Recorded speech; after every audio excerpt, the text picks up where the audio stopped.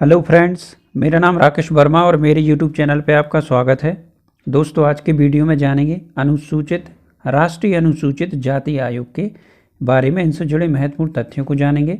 दोस्तों, इसके पहले के वीडियो में हम जान चुके हैं राष्ट्रीय अनुसूचित जनजाति के आयोग के बारे में। यदि वह वीडियो आपने नहीं देखा तो ज़रूर देखें। आज की में जानते हैं राष्ट्रीय अनुसूचित जाति आयोग। सबसे पहले हम आयोग के बारे में संक्षिप्त में जान लेते हैं, उसके बाद हम आयोग के बारे में डिटेल से पढ़ेंगे। तो अनुसूचित जाति का संवैधानिक प्रावधान, राष्ट्रीय अनुसूचित जाति आयोग का संवैधानिक प्रावधान 65वां संविधान संशोधन अधिनियम 1990, राष्ट्रीय अनुसूचित जाति एवं जनजाति आयोग 89वां संविधान संशोधन 2003 और अनुच्छेद 338 का गठन राष्ट्रीय अनुसूचित जनजाति आयोग वर्ष 2004। इसका मुख्यालय है वह नई दिल्ली में है और नियुक्ति होती इसमें राष्ट्रपति द्वारा। संरचना इसमें एक अध्यक्ष होता है, एक उपाध्यक्ष और 3 अन्य सदस्य होते हैं। पदावधि राष्ट्रपति द्वारा निर्धारित और कार्यकाल इनका होता है 3 वर्ष का। इनके प्रमुख कार्य हैं आयोग के सिविल न्यायालय की समान शक्तियां हैं, किसी भी व्यक्ति को समन जारी करके हाजिर करना, सदस्य की खोज करवाना एवं उसे पेश करवाना, अनुसूचित जातियों के संरक्षण एवं उनके अधिकारों के उल्लंघन से संबंधित किन्हीं विशेष शिकायतों की जांच करना, अनुसूचित जातियों से संबंधित संवैधानिक प्रावधानों का निरीक्षण अधीक्षण उनके क्रियान्वयन की समीक्षा करना। और इस आयोग के प्रथम अध्यक्ष थे सूरज भान 2004 से 2007 तक। अब जानते हैं राष्ट्रीय अनुसूचित जाति आयोग से जुड़े महत्वपूर्ण तथ्यों के लिए। तो राष्ट्रीय अनुसूचित जाति आयोग भारतीय संविधान, सामाजिक क्रांति का एक दस्तावेज तथा सामाजिक न्याय का एक उपकरण है। इसलिए संविधान में अनुसूचित जाति एवं जनजाति के लिए विशेष प्रावधान किए गए हैं। भारतीय संविधान का अनुच्छेद 338 अनुसूचित जाति एवं जनजातियों के लिए एक विशेष अधिकारी की नियुक्ति का उपबंध करता है, जो अनुसूचित जातियों एवं जनजातियों के संवैधानिक संरक्षण से संबंधित सभी मामलों का निरीक्षण करे तथा उनसे संबंधित प्रतिवेदन राष्ट्रपति के समक्ष प्रस्तुत करे, और उसे अनुसूचित जाति एवं अनुसूचित जनजाति आयोग कहा जाएगा। वर्ष 1975 में कैबिनेट प्रस्तावों द्वारा अनुसूचित जाति एवं अनुसूचित जनजाति आयोग की स्थापना की गई। फिर 1987 में भारत सरकार ने एक अन्य संकल्प के माध्यम से आयुक्त के कार्यों में संशोधन किया तथा आयोग का नाम बदलकर राष्ट्रीय अनुसूचित जाति एवं अनुसूचित जनजाति आयोग कर दिया। बाद में 65वें संविधान संशोधन अधिनियम 1990 के द्वारा अनुसूचित जातियों एवं जनजातियों के लिए एक विशेष अधिकारी के स्थान पर एक उच्च स्तरीय बहुसदस्यीय राष्ट्रीय अनुसूचित जाति एवं अनुसूचित जनजाति आयोग की स्थापना की गई। इस संवैधानिक आयोग ने अनुसूचित जाति एवं अनुसूचित जनजाति आयोग के साथ ही 1987 में सरकार द्वारा स्थापित आयोग के स्थान लिया। 89वें संविधान संशोधन अधिनियम 2003 के द्वारा इसे पुनः 2 भागों में बांट दिया गया और पृथक 2 आयोग राष्ट्रीय अनुसूचित जाति अनुच्छेद 338 और राष्ट्रीय अनुसूचित जनजाति आयोग अनुच्छेद 338 का अस्तित्व में आए और अधिनियम वर्ष 2004 से प्रभावी हुआ। दोनों संवैधानिक संस्था हैं। अब जानते हैं राष्ट्रीय अनुसूचित जाति आयोग की संरचना। तो राष्ट्रीय अनुसूचित जाति आयोग में एक अध्यक्ष, एक उपाध्यक्ष और 3 सदस्य होते हैं। अध्यक्ष एवं सदस्यों का कार्यकाल 3 वर्ष का होता है तथा इन्हें पुनः अपने पद पर नियुक्त किया जा सकता, परंतु 2 बार से अधिक इन्हें अपने पद पर नियुक्त नहीं किया जा सकता है। सभी सदस्यों की नियुक्ति राष्ट्रपति के द्वारा की जाती है। अनुसूचित जाति आयोग के अध्यक्ष को केंद्रीय कैबिनेट मंत्री का दर्जा प्राप्त होता है, उपाध्यक्ष को केंद्रीय राज्य मंत्री का दर्जा प्राप्त होता है और अध्यक्ष अनुसूचित जाति का सदस्य होना चाहिए जो प्रसिद्ध राजनीतिक एवं सामाजिक कार्यकर्ता हो।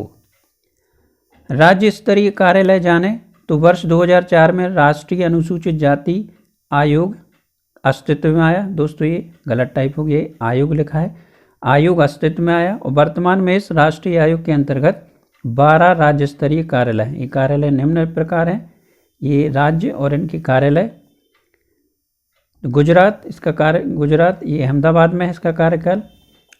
उत्तर प्रदेश राज्य, इसका कार्यालय लखनऊ में है। बिहार पटना, महाराष्ट्र का पुणे में। सिक्किम राज्य का अगरतला। तेलंगाना हैदराबाद। पश्चिम बंगाल कोलकाता। कर्नाटक बेंगलुरु। चंडीगढ़ का चंडीगढ़ में ही है। तमिलनाडु राज्य का चेन्नई में है। असम का गुवाहाटी और केरल राज्य का तिरुवनंतपुरम में है। अब जानते हैं आयोग के कार्य। तो संविधान में अनुसूचित जाति के हितों की रक्षा से संबद्ध विषयों की जांच व उनकी निगरानी करना तथा अनुसूचित जाति के अधिकारों के हनन की शिकायत की जांच करना आयोग का प्रमुख कार्य है। इसके अतिरिक्त राष्ट्रीय अनुसूचित जाति आयोग निम्नलिखित कर्तव्य होंगे।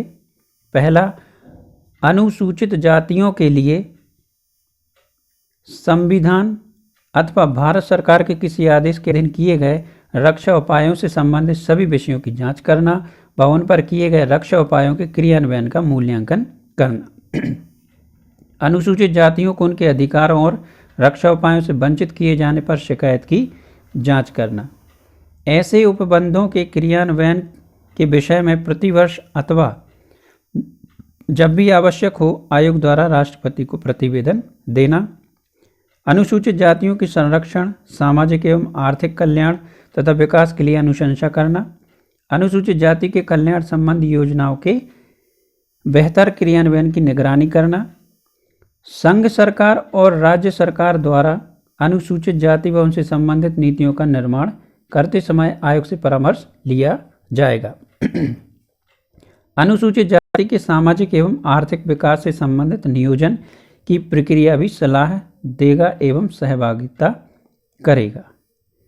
अब जानते हैं आयोग की सलाहकारी शक्ति।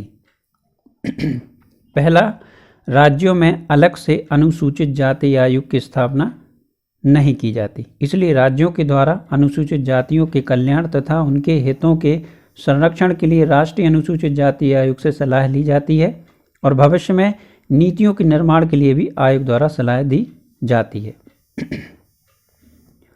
अनुसूचित जातियों के विरुद्ध किए गए उत्पीड़न की शिकायत सीधे आयोग से की जा सकती है और यह शिकायत लिखित रूप में होनी चाहिए।